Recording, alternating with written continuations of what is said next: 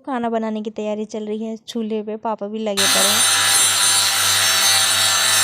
पापा ने पूरी लकड़ी काट दी थी। ये अमरूद की थी और इतनी कैडी कट रही थी पता भी नहीं चला, क्योंकि काफ़ी टेम्परेली वाला चूल्हा यार, ये कभी कभी रंगना पड़ता है इसको बहुत ही ज़्यादा आराम से रंगना पड़ता है। ये देखो बनने थे मटर पनीर। पहले इसका मम्मी ने फ्राई किया, धीरे धीरे मम्मी ही लगी पड़ी थी।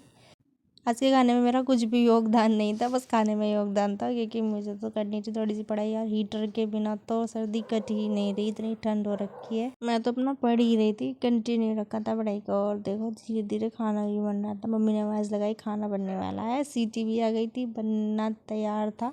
और साथ में बनी थी मूली की भुजी। मुझे अच्छी तो नहीं लगती इसलिए खाई भी नहीं थी। ये देखो इसको थोड़ा सा चूल्हे पे रोस्टेड किया था। मेरे से पहले पापा ही ले आए अपनी मूंगफली, इन्होंने भी इसको भून लिया था। देखो यार आज की थाली सच्ची में चूल्हे का ही खाना था सारा, कुछ भी गैस पे नहीं बनाया था। ये मटर पनीर दो, मम्मी ने तो पीस भी काफ़ी बड़े बड़े डाले थे। बाय।